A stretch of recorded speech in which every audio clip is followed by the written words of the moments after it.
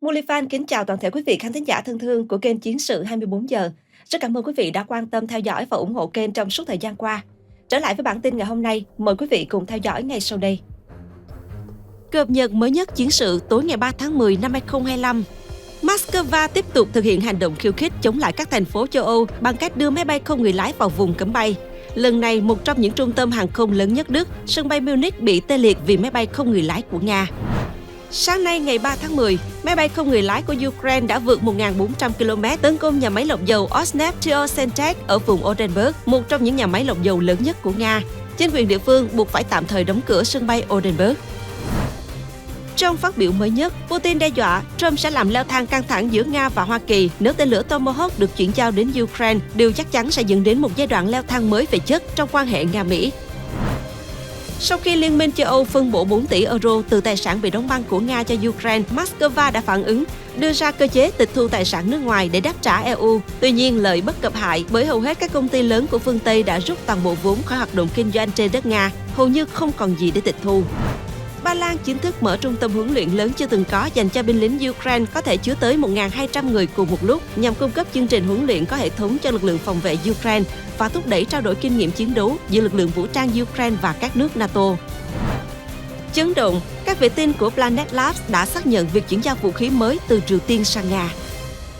Nội dung chi tiết sẽ được gửi đến quý vị ngay sau đây.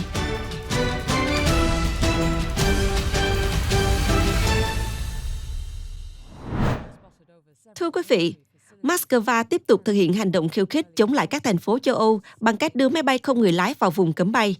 Đức một lần nữa phải đối mặt với vấn đề máy bay không người lái không xác định xuất hiện gần các địa điểm chiến lược.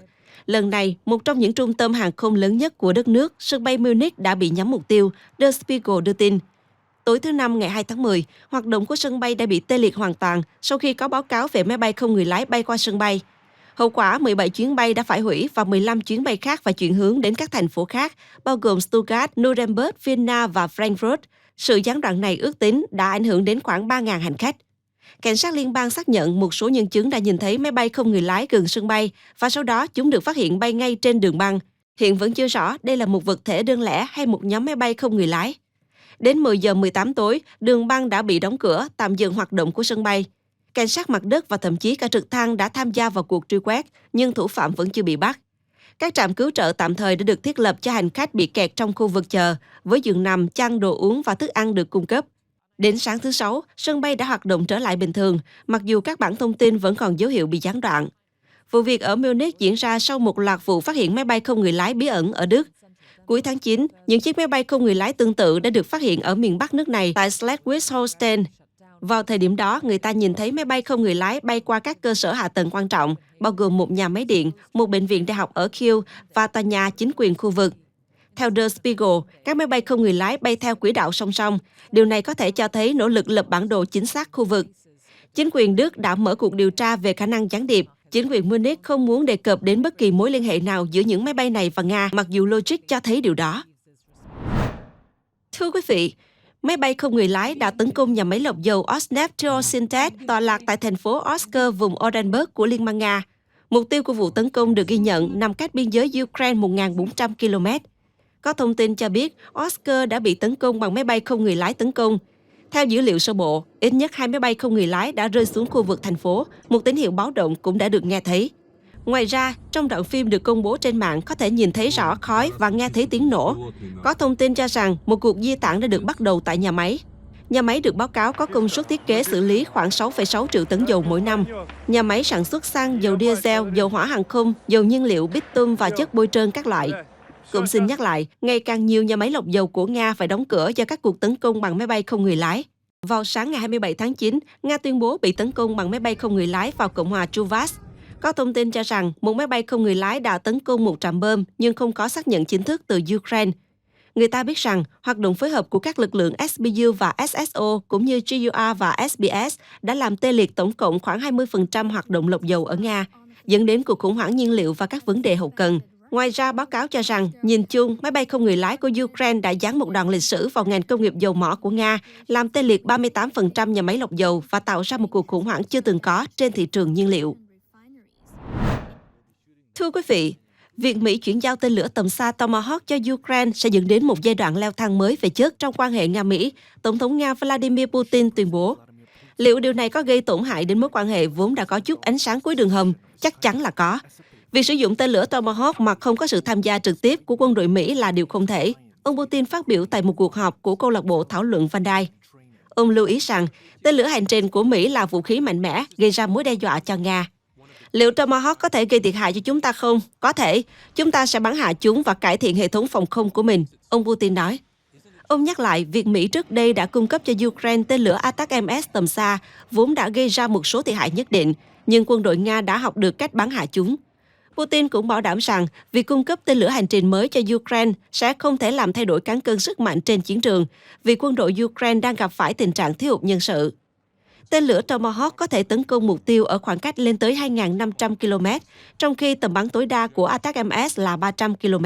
Tuy nhiên, lực lượng vũ trang Ukraine AFU chỉ có thể sử dụng chúng để chống lại các khu vực biên giới Nga, nơi quân đội Nga đang tiến quân. Vào cuối tháng 9, Tổng thống Ukraine Volodymyr Zelensky đã yêu cầu Tổng thống Hoa Kỳ Donald Trump cung cấp tên lửa Tomahawk cho Kyiv. Sau đó, Tòa Bạch Ốc đã bắt đầu thảo luận về khả năng cung cấp này. Phó Tổng thống Hoa Kỳ JD Vance lưu ý rằng quyết định cuối cùng về vấn đề này thuộc về chính ông Trump. Tuy nhiên, các nguồn tin từ Reuters trong số các quan chức Mỹ cho biết việc chuyển giao tên lửa Tomahawk cho Ukraine là khó có thể xảy ra. Họ cho biết các tên lửa hiện có trong kho dự trữ của Mỹ chủ yếu dành cho hải quân của nước này. Tuy nhiên, Tòa Bạch Ốc có thể cho phép các đồng minh châu Âu mua các loại vũ khí tầm xa khác để chuyển giao cho Kyiv sau đó. Một ngày trước đó, vào ngày 2 tháng 10, Zelensky tuyên bố rằng Kyiv có thể nhận được viện trợ quân sự mới từ Hoa Kỳ, bao gồm cả vũ khí tầm xa, nhưng ông không tiết lộ chi tiết cụ thể. Thưa quý vị, sau khi Liên minh châu Âu phân bổ 4 tỷ euro từ tài sản bị đóng băng của Nga cho Ukraine, Moscow đã đưa ra phản ứng. Hãng tin Bloomberg sau khi trích dẫn nguồn tin thân cận với chính phủ Nga cho biết Moscow đang xây dựng các biện pháp quốc hữu hóa tài sản nước ngoài nếu Liên minh châu Âu thực hiện các bước đi nhằm tịch thu tài sản của Nga đang mắc kẹt tại EU. Theo ấn phẩm này, Nga có thể sử dụng một cơ chế tư nhân hóa mới để nhanh chóng bán tài sản nước ngoài, bao gồm cả việc quốc hữu hóa. Đây sẽ là phản ứng cứng rắn đối với bất kỳ sáng kiến nào của châu Âu nhằm tịch thu tài sản của họ. Vào ngày 30 tháng 9, Tổng thống Vladimir Putin đã ký một sắc lệnh đơn giản hóa thủ tục bán tài sản nhà nước. Bloomberg cho biết văn bản này áp dụng cho cả những công ty Nga và nước ngoài nhằm mục đích đẩy nhanh giao dịch. Nếu Liên minh châu Âu bắt đầu tịch thu tài sản của Nga, Moscow có thể đáp trả tương tự theo cách nhanh chóng, một nguồn tin của Bloomberg cho biết. Cho đến nay, Nga vẫn tránh quốc hữu hóa hoàn toàn tài sản của các tập đoàn quốc tế, thay vào đó ưu tiên quản lý tạm thời và sau đó bán lại với giá ưu đãi. Hàng trăm công ty phương Tây vẫn tiếp tục hoạt động tại Nga, bao gồm Unicredit SPA, International AG, PepsiCo Inc. và Mondelez International. Trước đó, thư ký báo chí của Tổng thống Putin, ông Dmitry Peskov đã mô tả kế hoạch tịch thu của EU là sự chiếm đoạt bất hợp pháp tài sản của Nga. Tuy vậy, Moscow sẽ gặp khó khăn lớn nếu muốn thực hiện dự định của mình, bởi hầu hết các công ty lớn của phương Tây đã rút toàn bộ vốn khỏi hoạt động kinh doanh trên đất Nga, hầu như không còn gì để tịch thu. Còn nếu Điện Kremlin quyết định quốc hữu hóa tài sản của những doanh nghiệp đã phớt lờ lệnh cấm vận để tiếp tục làm ăn tại Nga, sẽ gây ra hiệu ứng rất xấu, bị nhận xét là lợi bất cập hại. Thưa quý vị, Bộ Quốc phòng Ukraine đưa tin ngày 2 tháng 10, Ba Lan đã mở trung tâm huấn luyện lớn nhất dành cho quân nhân Ukraine, trại Tromsport có thể chứa tới 1.200 người cùng một lúc. Việc thành lập trung tâm này có được là nhờ sự hỗ trợ của các đối tác châu Âu, đặc biệt là Na Uy.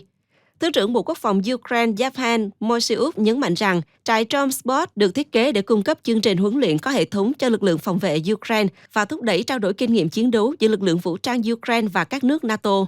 Moiseev lưu ý, tại đây chúng tôi có thể chia sẻ chuyên môn của mình với các đối tác, bao gồm cả việc sử dụng và chống lại máy bay không người lái. Trung tâm huấn luyện tọa lạc tại một trong những bãi huấn luyện của quân đội Ba Lan và là một phần trong chương trình hỗ trợ rộng hơn của NATO dành cho Ukraine, đặt nền tảng cho một sự hợp tác sâu hơn trong việc tăng cường năng lực phòng thủ. Lễ khai trương trại Tromsport có sự tham dự của Phó tướng kiêm Bộ trưởng Quốc phòng Ba Lan Władysław Kosiniak-Kamysz, cũng như Bộ trưởng Quốc phòng Na Uy và Estonia Tor Ondruch-Sandvik và Hanno Pevker, cùng với đại diện của các quốc gia thành viên NATO khác. Lễ khánh thành trung tâm diễn ra vài tuần sau khi Kyiv và Warsaw thông báo rằng các chuyên gia Ukraine và Ba Lan sẽ thực hành sử dụng máy bay không người lái và hệ thống chống máy bay không người lái trên lãnh thổ Ba Lan. Nhu cầu tăng cường hợp tác trong lĩnh vực tác chiến máy bay không người lái trở nên cấp thiết hơn sau khi máy bay không người lái của Nga xâm phạm không phận Ba Lan vào ngày 10 tháng 9. Ba Lan đã bắn hạ một số máy bay không người lái, lần đầu tiên đối với bất kỳ quốc gia NATO nào kể từ khi cuộc chiến toàn diện ở Ukraine nổ ra. Hiện có 250 giảng viên người Na Uy đang làm việc tại trung tâm và quân nhân từ Estonia và các nước NATO khác dự kiến sẽ sớm tham gia. Liên minh châu Âu vẫn là đối tác quan trọng của Ukraine trong việc đào tạo quân nhân.